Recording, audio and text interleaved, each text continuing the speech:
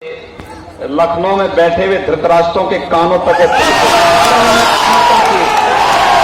भारत माता की, भारत माता की, वंदे वंदे वंदे। आज की सभा के सम्मान्य अध्यक्ष जी, मेरठ से आए भारतीय जनता पार्टी के वरिष्ठ नेता और सांसद माननीय राजेंद्र अग्रवाल जी, पूर्व सांसद माननीय श्री अवतार सिंह भड़ाना जी, मंच पर उपस्थित श्री देवेंद्र सिंह जी, रामचंद्र मिश्रा जी, जिलाध्यक्ष जगजीत सिंह जी, डॉक्टर सीतासरण त्रिपाठी जी, गिरीश नारायण सिंह जी, और आज के इस कार्यक्रम में उपस्थित जिला महामंत्री कृपा शंकर मिश्र जी, चेयरमैन प्रवीण अग्रवाल जी, कार्यक्रम के संचालक ज्ञान जायसवाल जी और भारतीय जनता पार्टी के लोकप्रिय प्रत्याशी सम्मान्य श्री सूर्यभान सिंह जी, उपस्थित भारतीय जनता पार्टी, हिंदुया वाहिनी और अन्य संगठनों के सभी पदाधिकारी और नागरिक बंधुओं, भारतीय जनता पार्टी के प्रत्याशी माननीय श्री सूर्यभान सिंह जी के समर्थन में आप सबसे अपील करने के लिए मैं यहां आया हूं।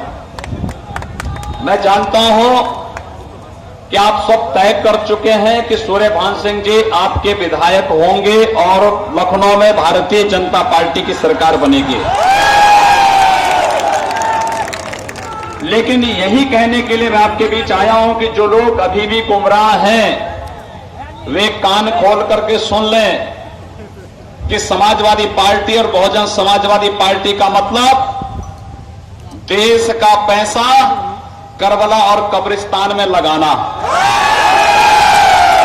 और भारतीय जनता पार्टी का मतलब इस देश में आपकी आस्था के प्रतीक अयोध्या में भगवान राम के भव्य मंदिर के निर्माण का,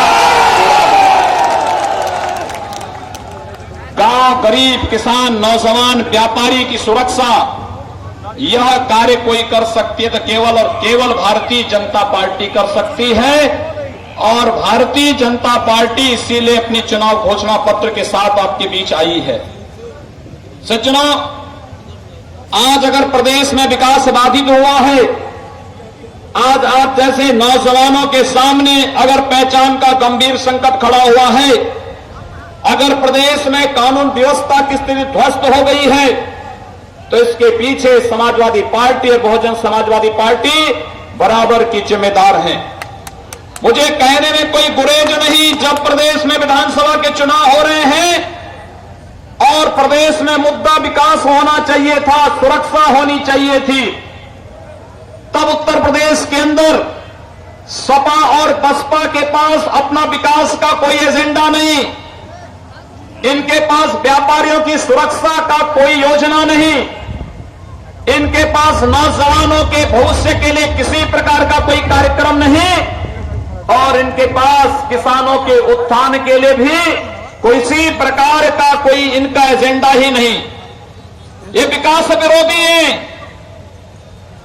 इन्होंने हमेशा प्रदेश को लूटा है जब भी अवसर मिला है, और इसीलिए जब चुनाव में भारतीय जनता पार्टी विकास और सुरक्षा के, राष्ट्रवाद के अपने मुद्दों के साथ आई, इन्होंने नया कार्ड खेला। सपा और बसपा में इस बात की प्रतिस्पर्धा चल रही है कि कौन कितने मुसलमानों को प्रत्याशी बना सकता है। प्रतिस्पर्धा इस बात की नहीं कि विकास कौन करा सकता है, प्रतिस्पर्धा इस बात की है कि कौन कितने अधिक मुसलमानों को प्रत्याशी बनाता है। बसपा कहती है कि हमने 105 लोगों को टिकट दिया है, सपा कहती है कि हम तो 403 पे चुनाव लड़ ही नहीं रहे हैं, हम तो केवल 300 से कम सीटों पर लड़ रहे, इसलिए 78 प्रत्याशी हमने भी दिए हैं। जब उनको आपसे मतलब नहीं तो फिर उन लोगों को वहीं भेजो जहां से उनको वोट मिलता हो। आप सब भी वहां आइए जहां भारतीय जनता पार्टी आपको पुकार रही है, और एक अवसर है इस जंगल राज से उभरने के लिए, इस अराजकता को ध्वस्त करने के लिए, इस गुंडा राज को समाप्त करने के लिए। आज केंद्र से हम पैसा भेजते हैं, वह पैसा प्रदेश की सड़कों पर नहीं दिखाई देता, वह पैसा गांव में बिजली के रूप में नहीं दिखाई देती, वो पैसा चिकित्सालयों में चिकित्सक और दवा के रूप में नहीं दिखाई देता, वह पैसा विद्यालयों में शिक्षक के रूप में नहीं दिखाई देता, वह पैसा जो दिल्ली से आता है वह पैसा नौजवानों की नौकरी के रूप में नहीं दिखाई देता है, वह पैसा केवल कब्रिस्तान की बाउंड्री वॉल में दिखाई देता है। वह पैसा करबला के रूप में दिखाई देता है।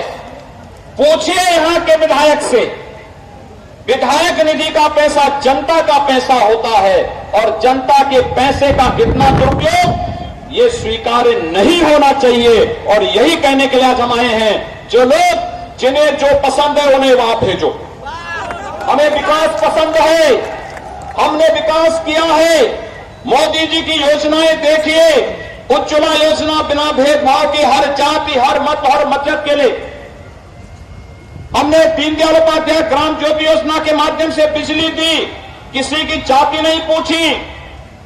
हमने देश के अंदर digital India, stand up India, startup India, skill India की योजनाएं चलाई, जनधन योजना चलाई, प्रधानमंत्री फसल बीमा योजना चलाई। हमने किसी की जाति और मजहब नहीं देखा।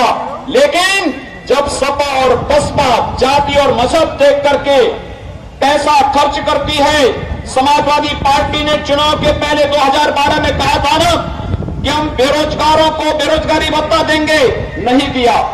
उन्होंने कहा था कन्या विद्याधन देंगे, नहीं दिया। केवल कहा देंगे तो केवल मुस्लिम कन्याओं को देंगे। बंधुओं, इसीलिए आप सबको अवगत कराने के लिए आए हैं। जवाब उनके एजेंडे में कहीं नहीं है। आपके लिए कोई योजना नहीं, आपके लिए कोई कार्यक्रम नहीं। आप सबसे अपील, सूर्यभान सिंह जी आपके लिए नए नहीं हैं, एक अनुभवी नेता हैं, 2 बार विधायक रहे हैं। भारतीय जनता पार्टी ने जिस सीट पर अवसर दिया, भारी बहुमत से चुनाव जीत करके गए हैं। एक अवसर है जब लखनऊ में भारतीय जनता पार्टी की सरकार बनेगी, सुल्तानपुर का उस पर उचित प्रतिनिधित्व होता दिखाई देगा। इस दृष्टि से अपील करने के लिए विकास जो है यह महत्वपूर्ण है और इसी के लिए हम लोग आपके पास आए हैं। याद करना, अकेले भारतीय जनता पार्टी है कि प्रदेश में आजम खान जैसे उच्छृंखल तत्वों के लिए एंटी रोमियो स्क्वाड गठित करने की बात करती है। अकेले भारतीय जनता पार्टी है कि अगर किसी ने व्यापारियों को, नौजवानों को, दलितों को, गरीबों को उजाड़ करके प्लान करने के लिए मजबूर किया तो उसकी सुरक्षा की तो उचित प्रबंध होंगे। गरीबों, दलितों, नौजवानों, व्यापारियों की सुरक्षा की तो व्यवस्था होगी।